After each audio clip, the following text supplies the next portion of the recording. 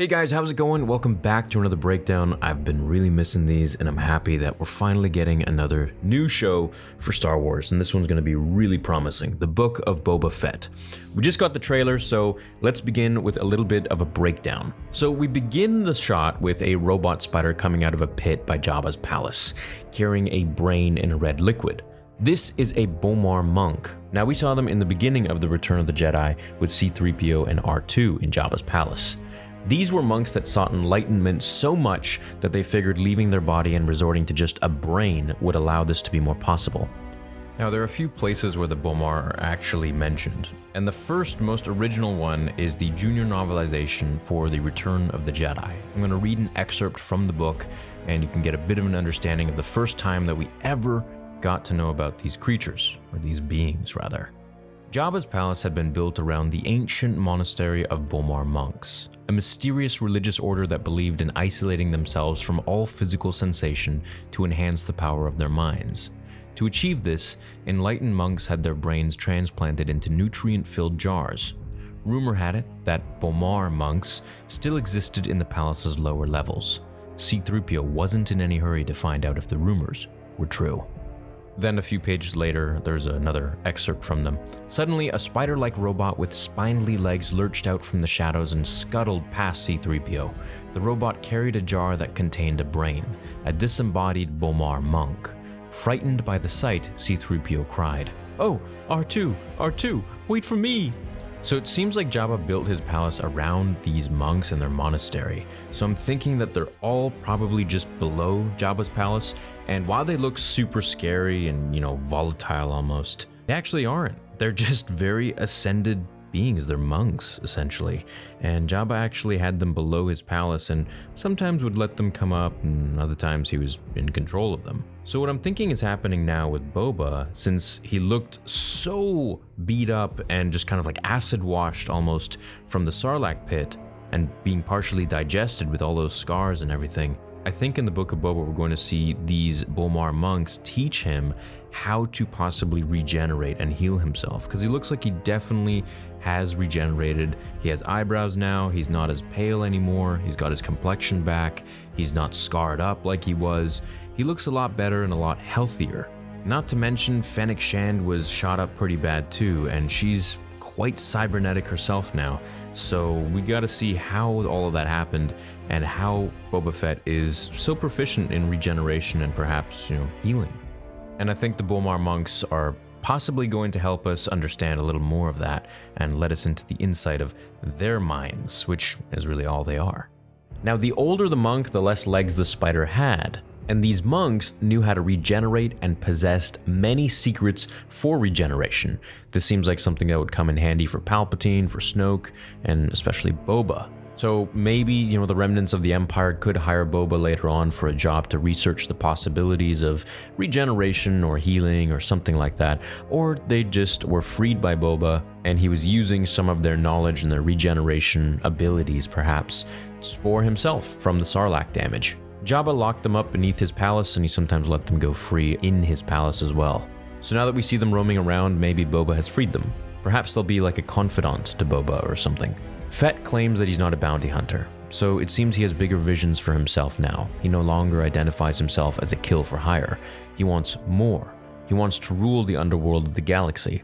He tends to also rule with respect now, so you can see Boba is kind of evolving as a character. He's changing his ways from how we thought he was in the original trilogy.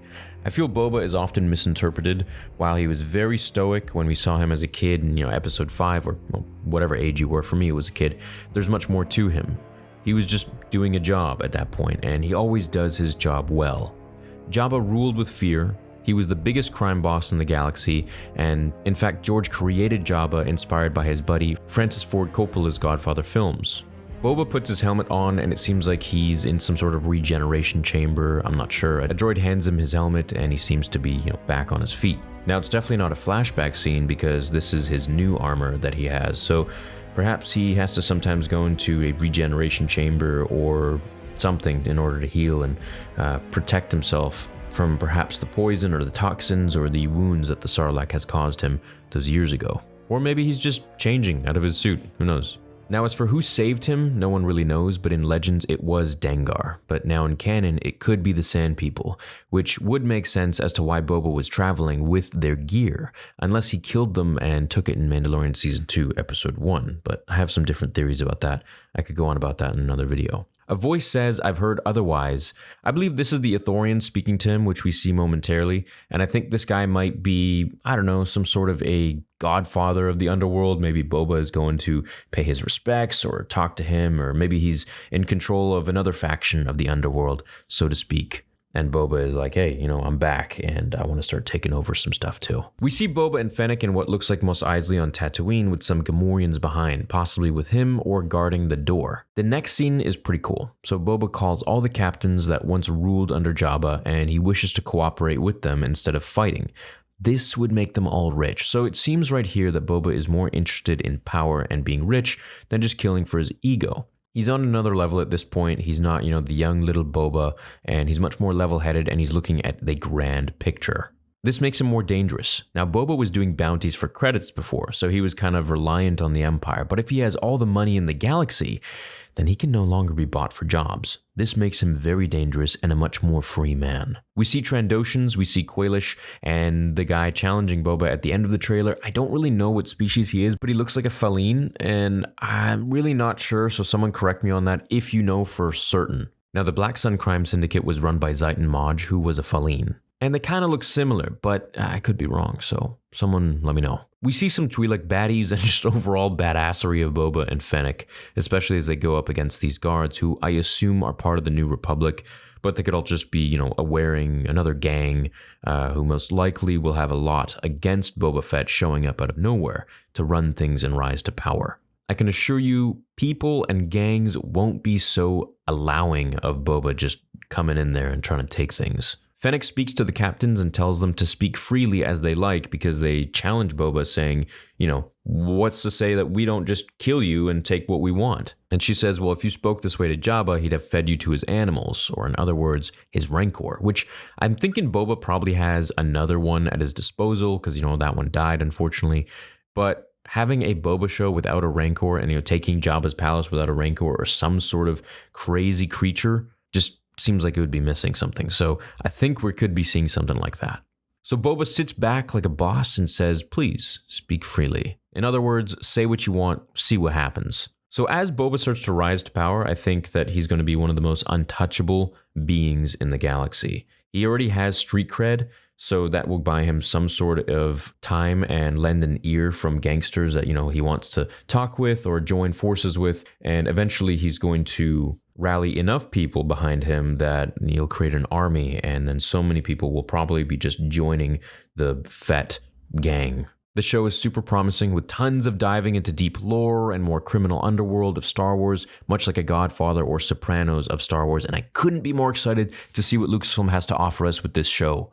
Can we see Grogu, Mando, Mandalore, Bo-Katan, Luke Skywalker? I think the trailer that we saw was probably just from the first episode, as to not spoil too much.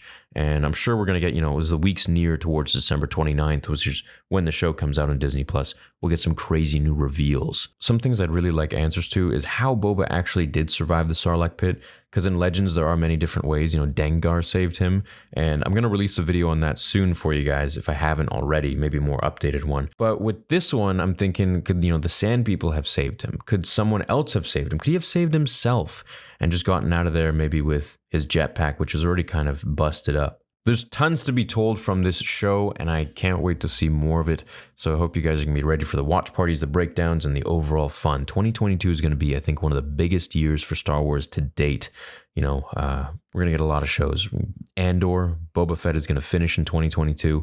We're going to be getting Mandalorian Season 3 and, of course, the Kenobi show. So there's a ton to be done and seen and talk about and have fun and theorize. So I can't wait to do it all with you guys. Thank you so much for watching the channel. Leave a like on this breakdown if you enjoyed it, and I'll see you in the next video. Until then, remember, the Force will be with you always.